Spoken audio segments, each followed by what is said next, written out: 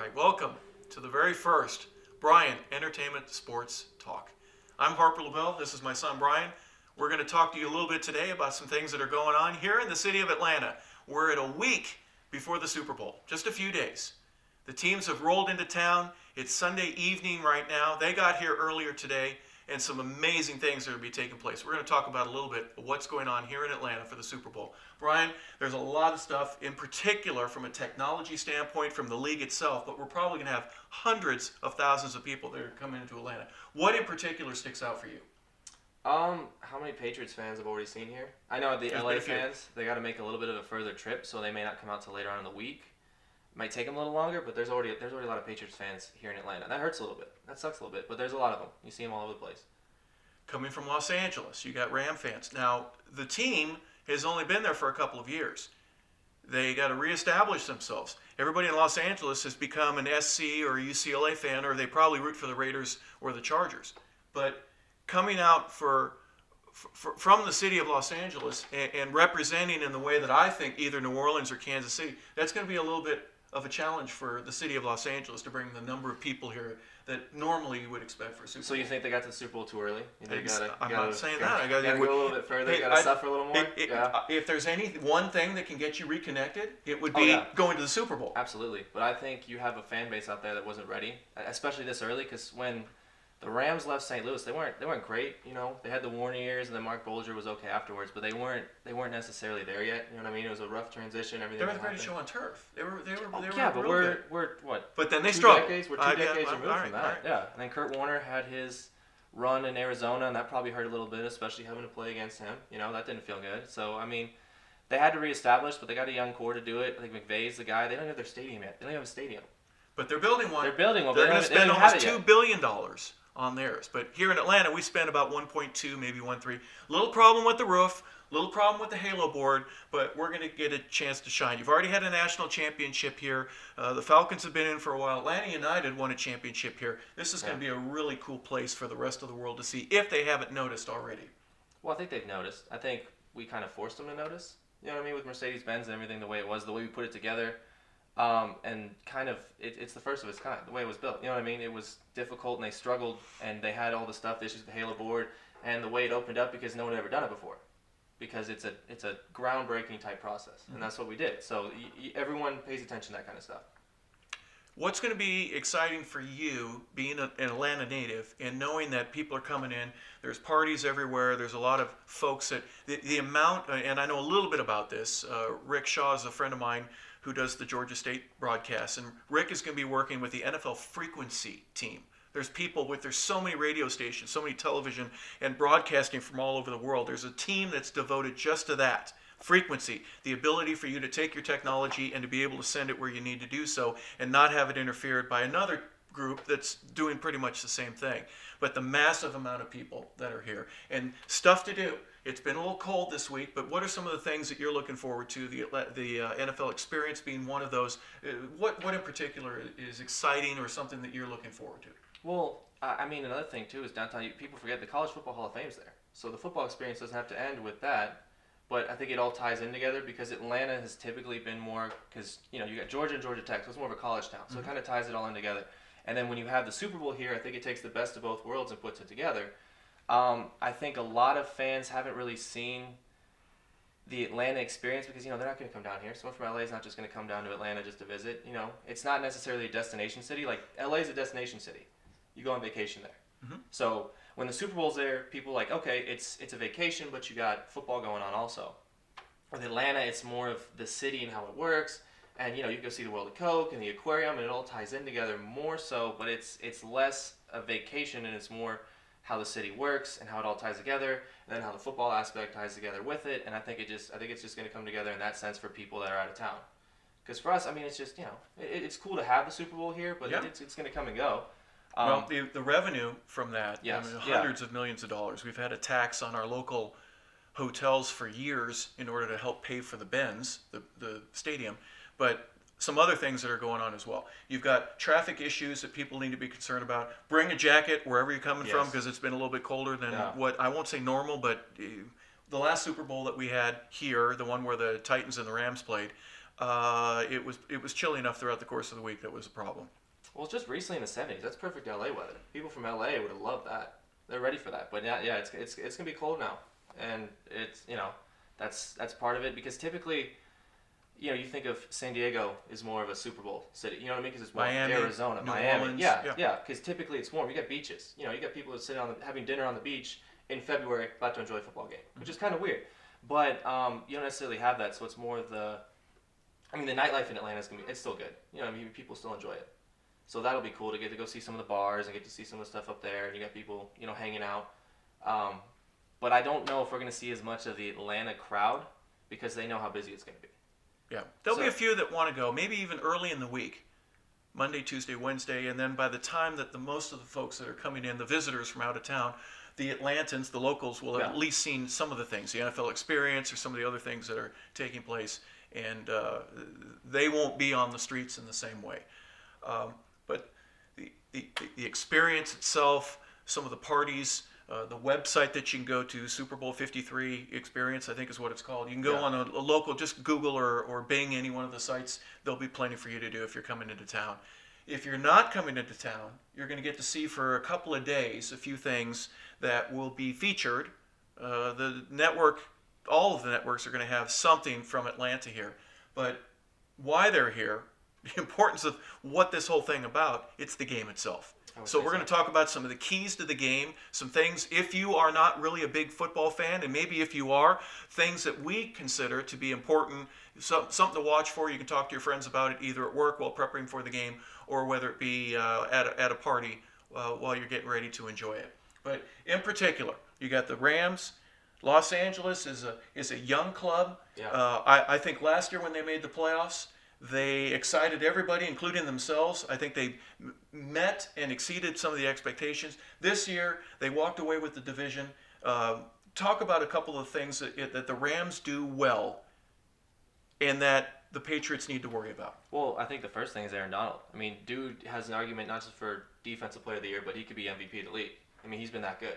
He wreaks havoc. He's all over the place. And when he held out last year, a lot of people are sitting here thinking, you're waiting on this guy to come in here. What's the big deal? And we've seen it, I think he finished with 20.5 sacks as a defensive tackle. That's insane. And you can watch the film. He's all over the place. The first thing, if I'm the Patriots, I'm worried about is him because he will single-handedly change a game. Absolutely. Aaron Donald is number one. And then I think Todd Gurley has been very up and down in the playoffs. I don't know because remember he got hurt a couple weeks ago. They brought in C.J. Anderson. He's played pretty well, but he'll have an extra week. Hopefully he comes back and he's healthy. I think if he's going to be something to look out for because he can control the tempo of the game and change the pace up, and you got to be ready for that. Stop on Todd Gurley for a second.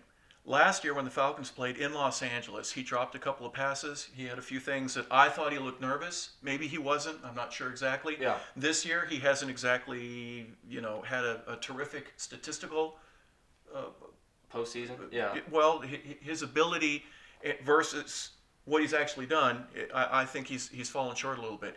Is there anything in particular that you think between his ears or something that he needs to do? If he's not 100%, I certainly understand that. But something to get him back in the groove. Remember, they benched him for a while last week in the NFC Championship game while he was on the sidelines for most of the second half. Most of the second half of that game, yeah.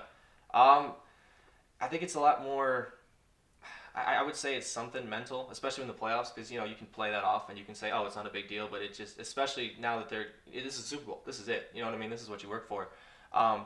Gurley is from Georgia, so everyone in here in the state of Georgia. Still a lot of people upset we don't have him on our team. Would that help relax him, or do you think that makes him even more nervous? I think it depends. I think he's got a lot of family there. I think that could help him out. There's no doubt he's going to be paying for tickets. But I think the tough part for him is when you get a young guy, especially a guy that hasn't been there before, you want to get him established. You want to give him the ball, you want to get him loose, but he couldn't really do that because, the first play of the game, you're going backwards, and then he has the drop pass, it leads to the interception, then that's instantly in your head. And you got to go stand on the sidelines and, hope your defense bails you out. That happened a couple times. And then C.J. Anderson goes in, guy who's been there before. He's won a Super Bowl. You know what I mean? He's 500 yards plus in 3 games. Yeah, he's been phenomenal. So it's really hard. If you're Sean McVay, it's do or die.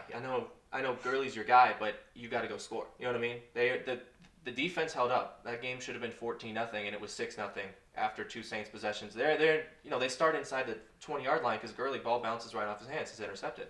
And that's on him, especially if they punch in the end zone, and that's in your head. And I think he's got to get established. And I think the Patriots know that. And I think they're going to try to repeat what the Saints did on defense. Jared Goff is the youngest starting quarterback for a Super Bowl team. What do you think he needs to do? You mentioned establishing some things early. That I think his ability to get his confidence up as quickly as he can. They've had a couple of shaky starts in some of their playoff games. Yeah, and we saw it last week. I mean, they could not move the football. Their longest pass play through a quarter and a half was on a fake punt. Aqib Talib, or no, was it Aqib Talib? Sam Shields. It was Sam Shields. Sam Shields is their leading receiver getting ready to go into halftime. Mm-hmm. Defensive back Sam Shields. They couldn't do anything. And they still won that game. Yeah. They played a half of horrible offensive football.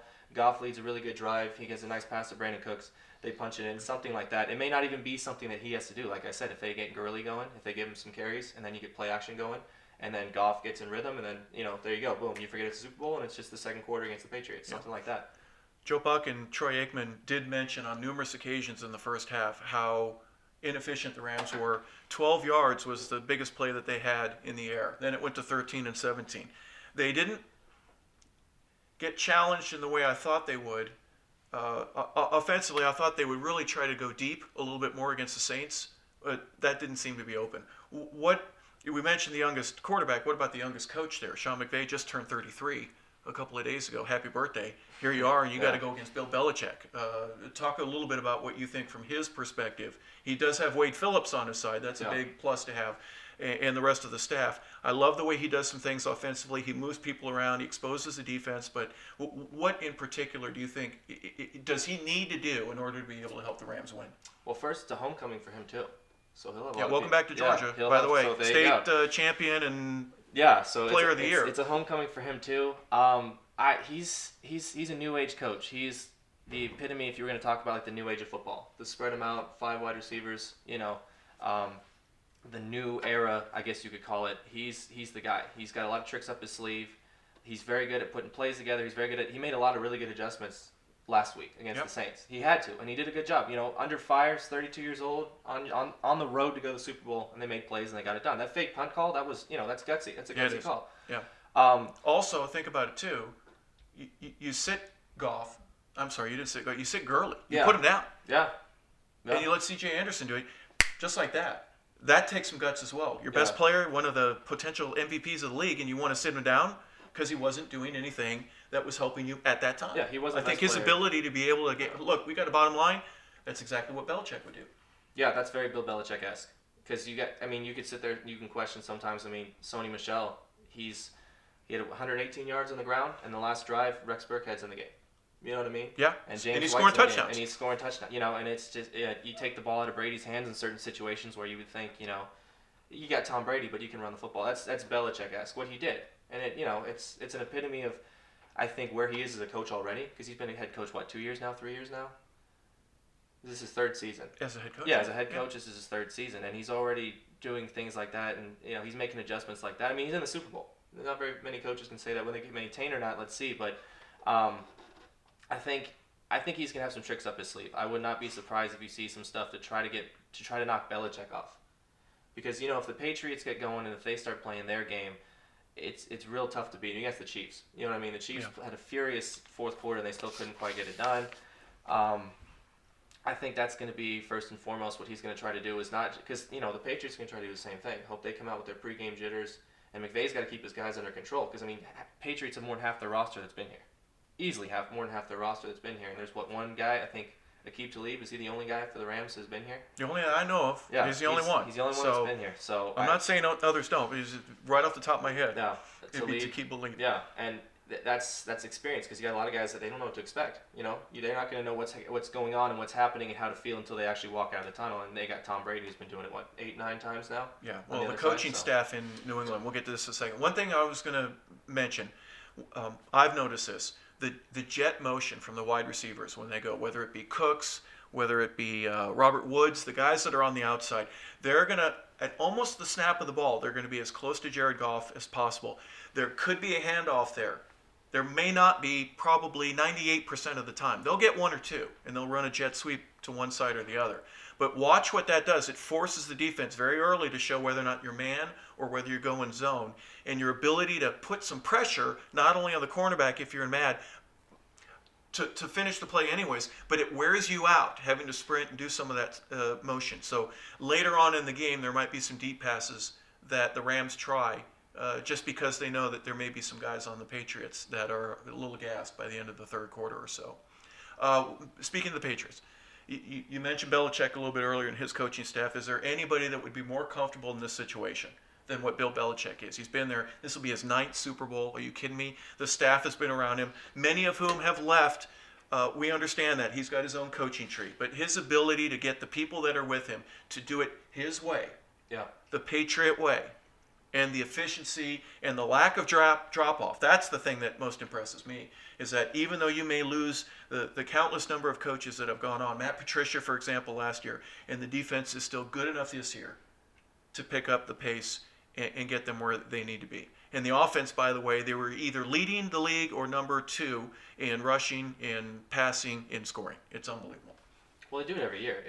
Especially because I think it was last year they started out real slow. Everyone's like, oh man, is this the? Especially Alex Smith goes in, they lose to Alex Smith at home, and everyone says this is the end of the page. I was saying it, I want it to be because they've been doing it for 20 years now. But they just. You mean you actually want to see somebody else in the Super Bowl? It'd be cool, but they put it together at the right time. They may not be great in October or maybe the early November, but when they got to win games at the end of November and December and January, they put it together. And Patriot football, there's not just one way to do things. If they need to run the ball 40 times, they can do it. If Brady needs to drop back 40 times, they can do it. If they got to win in bad weather, it's just Patriot or come football, from behind, from 28 to 3, let's say. Would that be an example? Yeah, something like that. That'd be something that could happen. But yeah, I mean, they do it in so many different ways that it's really hard to define what Patriot football is. But I mean, Josh McDaniel's been turning down head coaching jobs for like 3-4 years now. Yeah. I mean, he gave it a try, but he came right back. Yeah, he's been wanted, but I think, and here's another thing too. Some coordinators are great coordinators.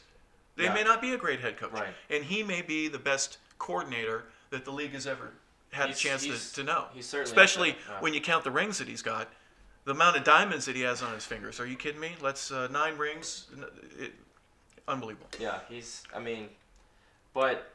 What impresses you most about the team, about the players, or somebody in particular, either on the offense or defense? Well, it's not. You have Tom Brady. You have Gronkowski. You have Edelman. You have a lot of these guys, but they could have abysmal numbers and they still win games. Yep. You have Brady going out there. He's got games where he's throwing, 200 yards, no touchdowns, and they're still winning by 2 scores. Gronk can be either on the sideline, not playing, and how many games did he miss earlier this year? I know he was your fantasy tight end. That was a bust for me, but. We won't talk about that. It's just a lot of the highlights you see now because his numbers are down. He hasn't had a great season, and a lot like fantasy owners like me will let you know that. But if you go watch and you watch the film, his blocking has been phenomenal. Oh my gosh, he's been. Well, that's one of my points. He might be the best blocking tight end, at least because he's you get guys like Travis Kelce, Tony Gonzalez, off the top of my head, they don't really block. No. That's not their MO. I'm going to get down the field. They're going to catch 80, 90 passes a year. Yeah. But on 3rd and 1, you're not going to run behind them. And a lot of times if guys like that, they don't get the football, they turn into divas. They're saying, hey, I need to score more touchdowns. Hey, I need to get more, balls thrown my way. He doesn't care. You know what I mean? These people care more than him. That's part of the Patriot mentality. That's part of their mantra. But, he just does his job. You do your job. That's what you do if you're a Patriot. That's what Gronk's done. That's what Brady does. That's what Sony Michel does. That's what they all do. A couple plays early on against San Diego, and then again against Kansas City. And when the announcers are going, wow, look at what Gronk is doing. Yeah. It was unbelievable. He's crushing guys. At least he's pushing him 3, 4, 5 yards past the line of scrimmage, and a running back is running right by him. That's the part that is scary when you think about it. When you think of Devlin and his ability to block, he's done a pretty good job. Yeah. But I'll be the first to say, Dante Scarnucci, I believe that is, if I've got it mispronounced, please forgive me.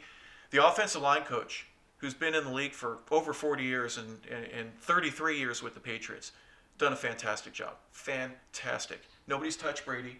Last week, the only guy from Kansas City that did touch him ended up getting a penalty, even though it wasn't one. He's awesome. Yeah. I'm just telling you right now, what a tremendous job. On one of the plays where Gronk gets signaled out for a great block, I think Sony Michel scored. Devlin had a great block. It was Marcus Cannon, the right tackle. Not only blocked his guy, but reached out, was diving, about to hit the ground, and kept a safety from touching Sony Michel. They're doing things that are just so efficient right now. You keep number 12 upright and a clean jersey, you're going to win a ball game. Well, they've done. I mean, they've been doing that for. I think the last time he really got hit, in that sense. Remember when he tore his ACL? I think when that happened, they missed that. You remember that? It was against the Chiefs. Yeah. And he gets hurt. Season opener or second week of the season. Yeah, it was something like that. But I mean, he really. I don't think he's taken a severe hit since then. You know what I mean? I still don't think that people haven't been able to. He hasn't been slow to get up. No, yeah, he hasn't. Maybe a little bit, but you know what I'm saying. He hasn't missed a series. He hasn't been hit like that in a decade. And obviously, people say how old he is. I mean, if you're not getting hit, obviously it's going to be a lot easier to stay in the league. It's going to be a lot easier to stay healthy. It's going to be a lot easier to maintain your body. Because look at guys like Aaron Rodgers, guys like Cam Newton, who scramble and they move around and they get hit. That their bodies are literally wearing down. And well, you lose Copen over the years. Logan Mankis, for example, Tom was extremely upset when he left and went to the Tampa Bay Buccaneers. But their ability to plug and play and put different guys in. I mean, we don't know much about Shaq Mason, but we're going to find out a little bit more. These guys can play, and they do everything together in a way that, to me, is just incredibly impressive. It's not just number 12, but they make him shine, and that's what I think has helped them as much as anybody. Defensively, Fowler, I think, is going to have to big game. And Van Noy has had a really good playoff. There's a couple of guys that have really shined for them. Yeah. Well, the thing is, too, they just let Jamie Collins walk away a couple years ago. Best player on their defense, he leaves. Yeah. And they didn't skip a beat.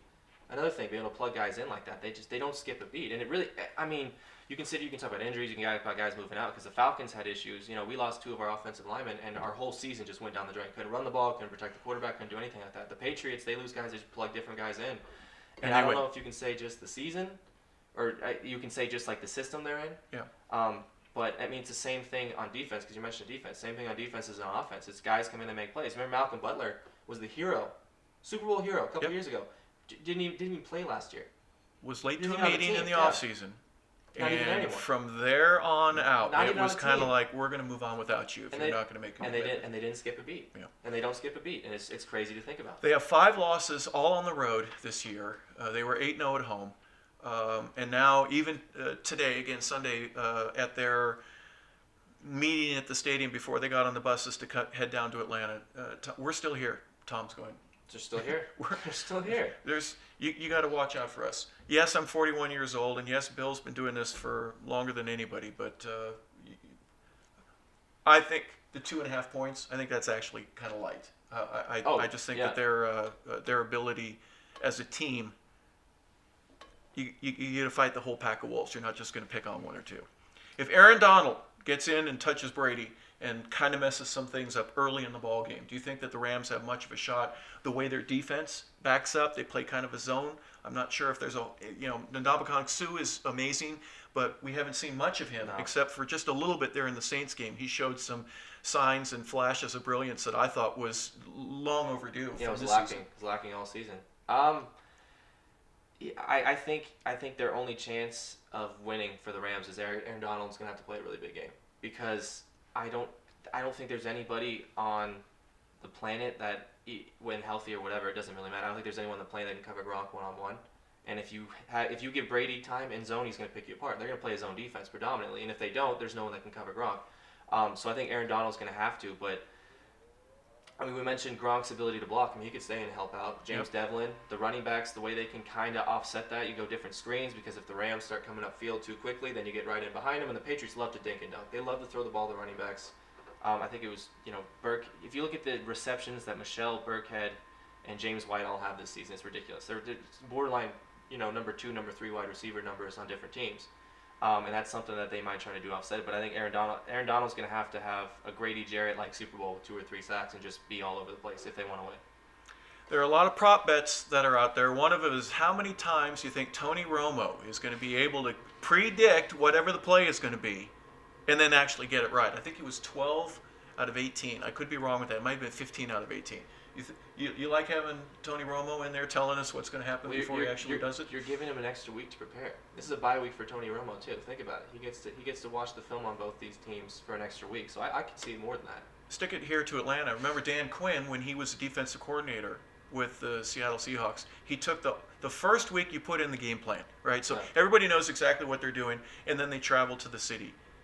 This one was in New York. The New York, Super Bowl again. The Seahawks were playing against the Broncos. Yeah. Dan Quinn watched every play that Peyton Manning had for the previous 2 years during the time between putting in and installing the game plan and before the kickoff. 2 years worth of game, 30 plus games. He watched every snap, wondering if he could get some sort of a tip. Romo's going to be doing pretty much the same thing. Oh yeah, he's going to know what everybody's doing beforehand. He's going to know what everyone's doing. Yeah. Yeah. I mean, it's kind of scary because he predicts not just like the motion. This guy's going to move in motion left to right. He's like, oh Jim, he's going to come. Here he comes. Right hey, watch out! The safety's coming up. They're going to kill it. Yeah. They're going to the other side. Yeah, those are some of the things that he does that, as a pro quarterback. He's been studying, he's been learning, he's been watching ever since he was a rookie, and now he gets to apply it while he's in the booth, and he does a fantastic job. You notice there's such a love-hate relationship for that, though? Either everybody that watches him either loves him or just hates that he does that. Oh, I love that he does it. I like it, too. Yeah, I love it, too. I see things that he's seeing, and I go, he's talking about it before I see it, so I kind of like that. Absolutely. And kudos to Jim Nantz for giving him the ability. Some play-by-play guys wouldn't allow anyone to do that, but I think Jim understands that, so it should be a great broadcast. Partying. There are people that are going to be all over the country, but here in Atlanta, there's a few things that you're going to be able to do. Have some fun. If you're invited to somebody else's house, we got a couple of tips for you. We're going to talk to you about some things that you might want to know before you head out. Yep. We got some tips. All right, we wrote them down. Number one, here's what I'm thinking. Let the host know well in advance whether or not you're going to bring somebody else with you. If you're invited to a party, and if I were going to invite you to mine, and then you tell me, hey, can I bring somebody? What's kind of the time limit for you to be able to say, I'd like to bring somebody else to the party? Would you allow for that? Well, if it's on Sunday, so I think you got to let them know 2 days in advance because they're probably going to do most of their shopping Friday and Saturday, probably after work. And if you're bringing more people, they're going to have to buy more food. If I'm in an apartment, let's say, and I got room for maybe 10, and I've invited 10, and then I'm finding out that they're bringing 20. Yeah. If everybody's bringing it. So be polite and do something like that, all right? Just let somebody know. 2 days in advance. There's no rule of thumb for that, but we're saying about 2 days. 2 days. 2 days would be good. Yep. All right, rule number 2. I wrote down, bring munchies. Bring something to eat with you, okay? Yes, you're going to probably get the invite from your host. Hey, can I bring anything? No, you don't need to bring anything. Yeah.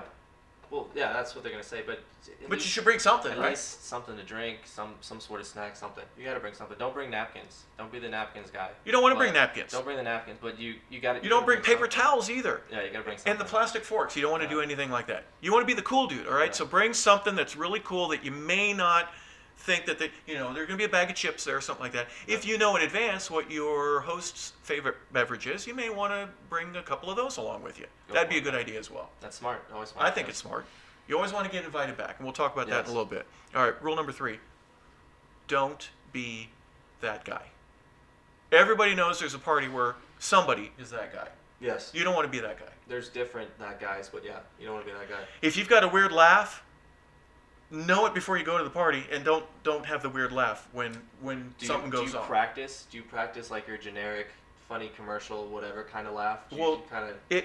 You may have a canned laugh that you can use, but if something really comes out and you're laughing, it's hilarious. Uncontrollable. Okay. You might have to deal with that. But and you might be that guy. People be talking about you forever. We don't want to have that.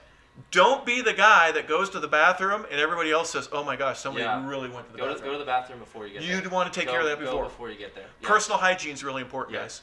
If you're going to go play full-on hoops or turkey bowl football with your buddies, flag football, something like that before the game. Game starts around 6:30. When do you cut it down and get yourself ready to go? I think it typically depends on how far you have to travel, but I would say you got to give it at least an hour and a half. Yeah. Because you're gonna want to shut down the game, cool yourself down. Yeah. Around 5 o'clock, you're like, take the shower. Time to go home, shower, brush your teeth too. That's also important. Make sure your teeth are brushed because you're gonna be talking. You're gonna be there for a while. Do you want to be the first guy there at the party? No, you never want to be the first guy. You don't if always want to be the last guy, but it's okay if you're the last. But you don't want to be the last to leave. If you're the first guy that shows up and you help set up for the party, that's brownie points for the host right there. That's how you get invited. Because there might be some things, but he could be disappointed because you're there and he may not be ready. That's also so now he's embarrassed. Well, that's I feel but like that if you bring his favorite beverage, that'll help. Yeah, but that's in the ask category. Hey, is it cool if I come 10 minutes early? Just heads up. Rule number 3: don't be that guy though. Don't be the guy that everybody talks about. Number 4 is know your surroundings. Yeah. You got to know your surroundings at a Super Bowl party. If you're going in a Patriots jersey and everybody else has either the new or the retro Ram jersey. You can go with the blue and the white and go old school, or you can go with the blue and the gold like they're going to be wearing. You may want to tone it down just a little bit. Yeah, but I feel like also if they don't tone it down though, then what do?